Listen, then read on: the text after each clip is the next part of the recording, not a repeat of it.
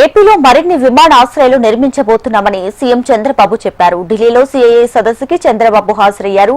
పరిశ్రమలను సీఐఐ నిరంతరం ప్రమోట్ చేస్తుందని చెప్పారు. ఇక ఏపీని ఉత్తమమైన లాజిస్టిక్స్ కి కేంద్రంగా చేయాలనేది లక్ష్యమని పేర్కొన్నారు. ఈజీ ఆఫ్ డూయింగ్ బిజినెస్ లో ఏపీ ముందుందని చెప్పుకొచ్చారు. ఈజీ ఆఫ్ డూయింగ్ బిజినెస్ నుంచి స్పీడ్ ఆఫ్ డూయింగ్ బిజినెస్ కి మార్పు వచ్చిందని స్పష్టం చేశారు. ఆయన పోటీ ప్రపంచంలో పెట్టుబడులను ఎప్పుడూ ఆకర్షిస్తూ ఉండాలని సూచించారు. ఆదాయం సృష్టించడం ద్వారా ప్రజలకు ఉత్తమ సేవలు అందుతాయని ధీమా వ్యక్తం చేశారు. తద్వారా పేదరికాన్ని నిర్మూలించవచ్చన్నారు CM Chandrababu. Regarding to Andhra Pradesh, you have seen small fill. We are very strong in so many areas. On east coast, 1000 kilometers.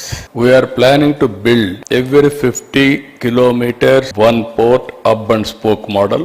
Within the state, we are having some airports, even some more airports we are going to build. Throughout the state, we can reach within 1 year. On logistics, we wanted to build one of the best logistics in Andhra Pradesh. And also, if you see here, ease of doing business, from the beginning we are number one. Now we have changed the gear also, speed of doing business.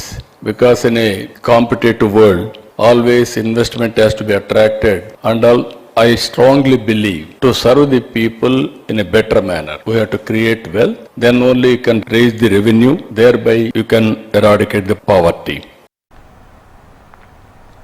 Delhi పర్యటనలో ఉన్న AP CM Chandrababu కేంద్ర ఆర్థిక మంత్రి నిర్మలా సీతారామన్తో భేటీ అయ్యారు. పూర్వోదయ పథకం కింద ఏపీకి నిధులు మంజూరు చేయాలని వినతి పత్రం అందించారు.